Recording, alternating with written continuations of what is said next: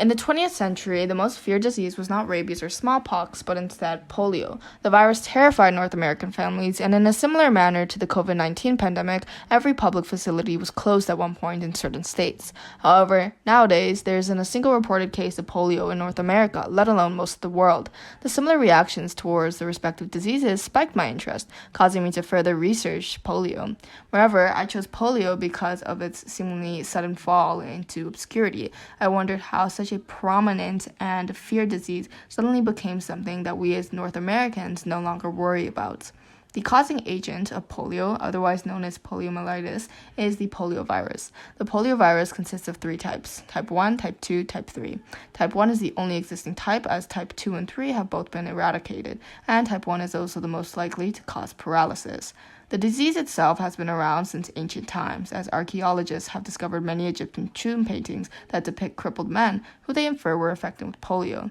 The first clinical description of the disease was in 1789, and it was formally recognized as a condition in 1840. The complete taxonomy of the causing agent is its domain. It does not have a domain because viruses do not fall under any domains. Its kingdom is, and I apologize for all my mispronunciations, the Orthonavirae. Its phylum is the Pisonaviricoda. Its class is the Pisonaviricides. Its order is the Picornaviralis. Its family is the Picornaviridae, and its genus is the Entonovirus, and its species is the Entonovirus C. In terms of structure, the virus consists of a naked RNA genome surrounded by a protein shell. It has a spherical shape and is about 27 nanometers. The virus is transmitted through person-to-person contact, spreading through contact with stool or droplets from a sneeze or cough of the infected. Poliovirus infects your throat and intestines, causing flu-like symptoms. It can then spread to your brain and spine, therefore causing paralysis. The disease itself is a highly infectious, disabling, and life-threatening viral disease that largely affects children under 5 years of age, specifically ones who are not toilet trained.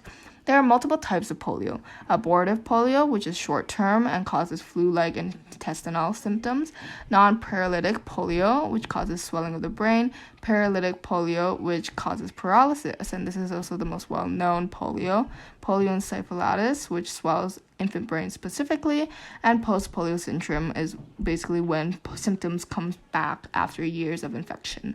Most people experience mild symptoms. Initial symptoms include fever, fatigue, headache, vomiting, stiffness of the neck, and pain in the limbs.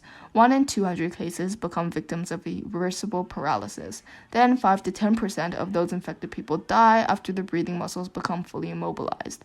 Diagnosis is based on medical history, physical examination, and examination of symptoms. Occasionally, they collect specimens from the throat or the feces of the patient to confirm their diagnosis. The virus invades a local lymphoid tissue, and a lymphoid tissue basically supports the immune system's responses, and it then enters the bloodstream and then infects cells in the central nervous system, mainly affecting the nerves in the spinal cord or brainstem. Polio cannot be cured, but most people recover without long-lasting damage. People who have milder polio symptoms usually make a full recovery within 1 to 2 weeks. After recovery, a few people might develop post-polio syndrome, as mentioned before, where they might experience symptoms such as muscle pain, muscle weakness, and tiredness.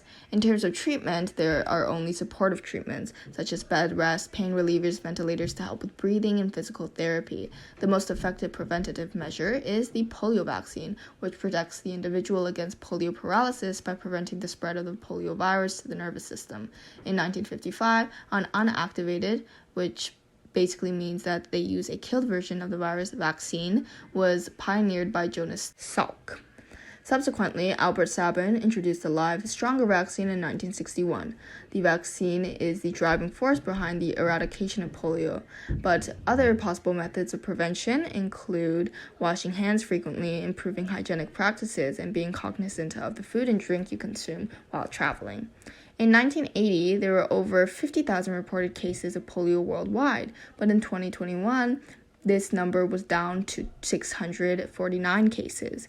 Polio infections peaked in the United States in 1952 with more than 21,000 paralytic cases.